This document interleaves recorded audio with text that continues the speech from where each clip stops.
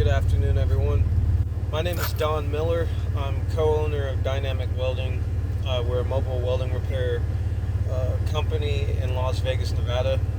Hope everyone's having a good day. So the reason for this video is that I've been asked, what are some tips on how to run a good weld? And I could break this important question up into 4 points. And I think if you have all 4 of these points down, then your chances of running a good weld is pretty high. Number 1, you want to be comfortable when you're welding. I think that's one of the most important things that people fail to understand.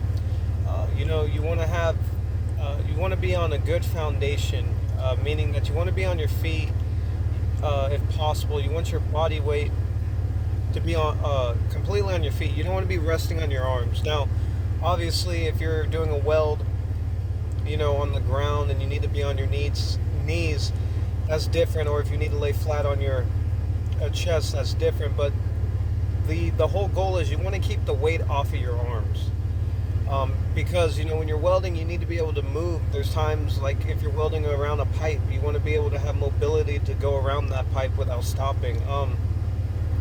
Another important point you want to have is something that I've learned is before you run the weld, before you actually strike the arc, you want to do a couple dry runs. Run the the gun or the rod across where you're going to be welding without starting an arc, so you can imagine in your mind how the weld's going to turn out, how the weld's going to be, how you're going to position yourself, how your technique's going to be. I think that's very important.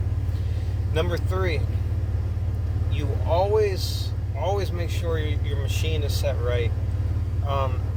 That was one of the things I struggled with when I first started welding, is getting the machine right.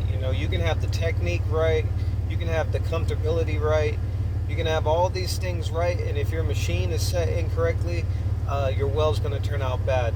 So make sure your machine's set right, whether you're gas welding, flux welding, TIG welding, or shielded metal arc welding. Make sure that your machine is set right. And if you get these points down that I addressed to you, if you get these down to a science, get it down packed, you're going to be running some really good welds. You need to make sure you master these, because you don't want to be a good grinder. That's one of the things that I was told when I first started welding is you don't want to be a good grinder. If you're a good grinder, then that means you're a bad welder. And what I mean by that is that, if you're constantly grinding down your welds because you're messing up, that doesn't look good on you. And 9 out of 10, your boss is going to end up firing you. So just some important tips. I'll be posting more later on. If you have any questions, feel free to contact me, and have a good day. My phone number is 702-205-3541. If you have any questions, if you need any work done, feel free to contact me.